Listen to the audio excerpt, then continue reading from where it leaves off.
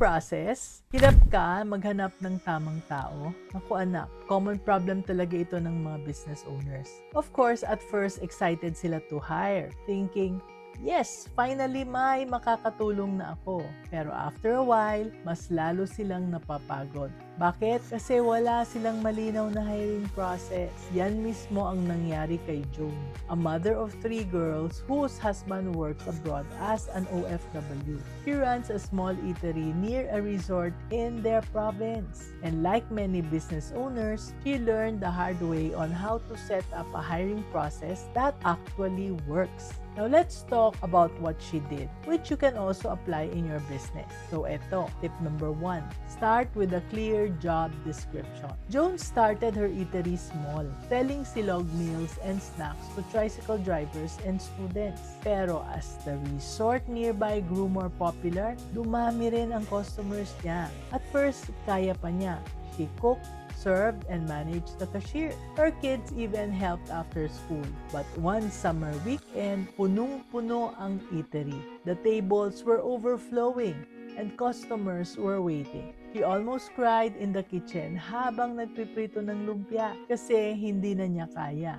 And that night, she told her husband over a video call, "Hindi ko na kayang mag-isa. I need help," sabi niya. And the next day, she posted on Facebook, "Hiring staff for small eatery. PM me." Nako anak, ang daming nag-message. Pero halos lahat hindi fit. May nag-apply na walang experience sa food service. May isa gusto lang part-time habang naghihintay ng abroad work. May dumating pa na hindi marunong magbukas ng tangke. And Joan realized, kulang pala ako sa malinaw na job description. So she sat down and listed everything carefully. Role, kitchen and service assistant. Responsibilities, help with cooking prep, serve customers, clean tables, manage basic cashier duties. Essential, can cook simple meals, can handle a fast-paced environment. Honest, preferred, with food service experience. So when she reposted, mas konti nga ang applicants, but they were better.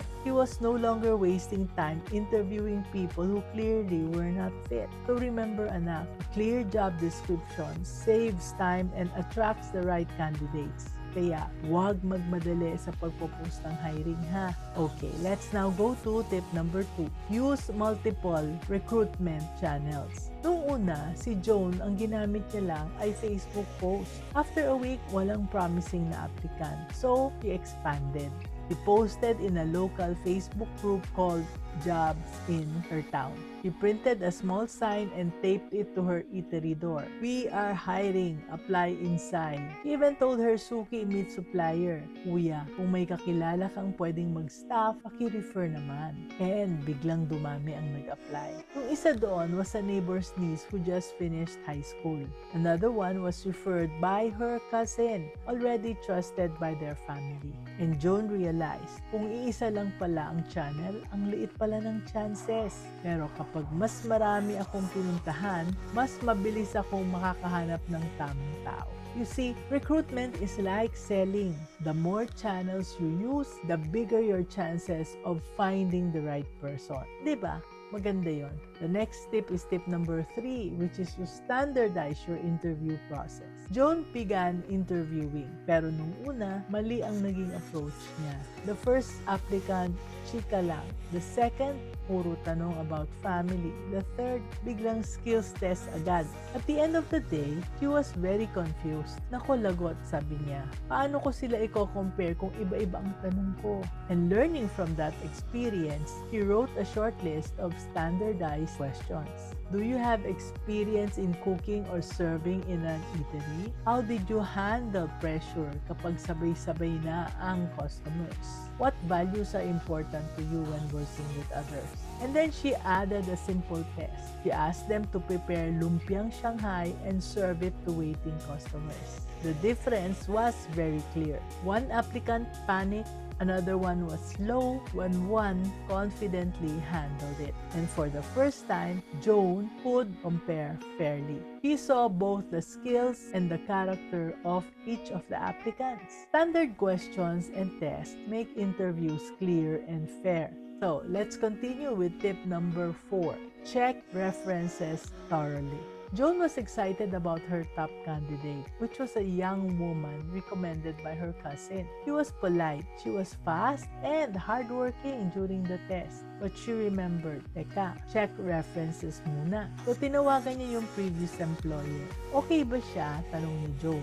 Okay naman siya, sabi ng employer. Masipag at marunong makisama. Ang challenge lang, minsan biglang hindi makakapasok kapag may problema sa pamilya. Pero hindi naman laging ganon, sabi nung kanyang dating boss. At least alam na ni Joan. He did not reject her right away, but she knew what to watch out for. So tinanong niya yung candidate directly, bakit ka pala umalis doon? And the girl explained, kailangan ko po kasing mag-alaga ng lola ko noon, kaya nag-resign po ako.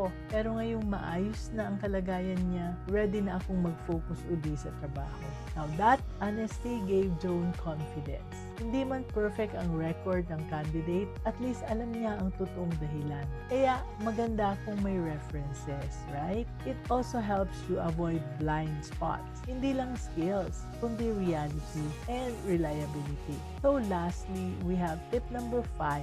Create a structured onboarding plan.